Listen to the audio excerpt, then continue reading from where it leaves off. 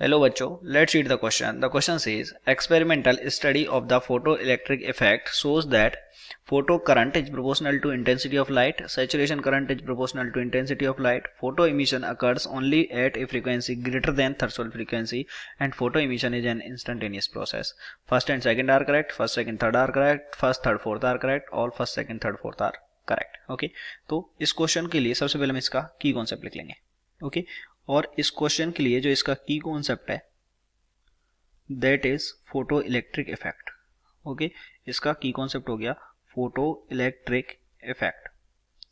Electric effect ये इसका की कॉन्सेप्ट हो गया. ओके, तो सबसे पहले हमको क्वेश्चन बोला गया है फोटो इलेक्ट्रिक इफेक्ट में फोटो करंट जो होती है वो इंटेंसिटी के बिल्कुल प्रोपोर्शनल होती है. और ये क्या था, इसका एक एक्सपेरिमेंटल रिजल्ट था जिससे हमको पता चला था कि जो जैसे जैसे हम करंट को बढ़ाएंगे, ओके, ये जो करंट होती है ये क्या होती है, इसके प्रोपोर्शनल होती है इंटेंसिटी की. ये हो गई इंटेंसिटी और यहाँ पे हो गई हमारे पास क्या, करंट.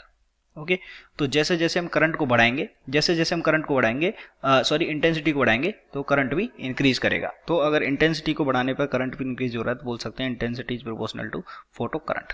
ओके, और ये एक एक्सपेरिमेंट रिजल्ट था, तो option number A is correct. दूसरे में बोला गया saturation current is proportional to intensity of light. तो देखिए यहाँ से ये रहा, अगर हम इसका करंट का ग्राफ बनाए और इंटेंसिटी के लिए, तो अगर हम यहाँ से हमने ग्राफ बनाया तो ये देखिए जो ये कुछ ग्राफ ऐसा बनता है. ओके, और ये जो ग्राफ ये यहाँ पे जो ये है वो क्या है, करंट है, और यहाँ पे क्या है, पोटेंशियल है.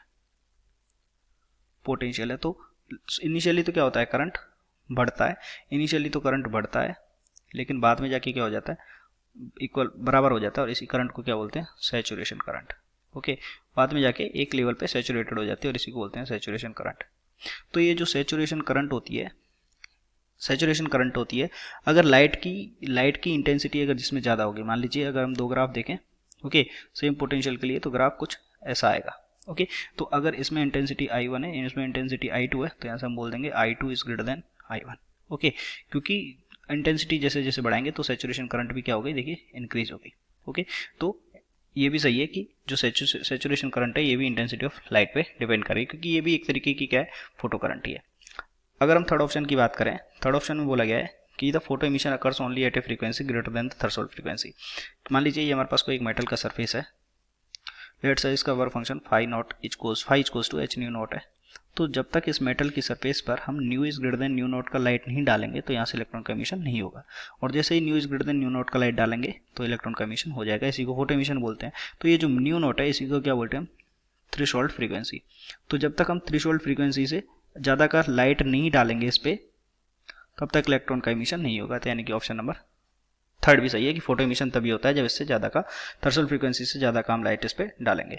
And the last one is photo emission is a instantaneous process, कि जैसे ही यहाँ पे, क्योंकि लाइट में क्या होते हैं, फोटॉन्स होते हैं, तो जैसे ही हम इस पर फोटोन इंसिडेंट होंगे तो तुरंत ही क्या हो जाएंगे, इलेक्ट्रॉन का इमिशन हो जाएगा. इसमें टाइम लगता है 10⁻⁻10 सेकेंड. ओके, जो कि बिल्कुल बहुत बहुत कम टाइम है. यानी कि हम बोल सकते हैं कि ये जो प्रोसेस है वो कैसी होती है, इंस्टेंटेनियस प्रोसेस. तो ऑप्शन नंबर डी भी करेक्ट हो गया. तो ऑप्शन करेक्ट कौन सा करेक्ट हो गया, option number D. First second third fourth all are correct. I hope you understood it well. Best of luck.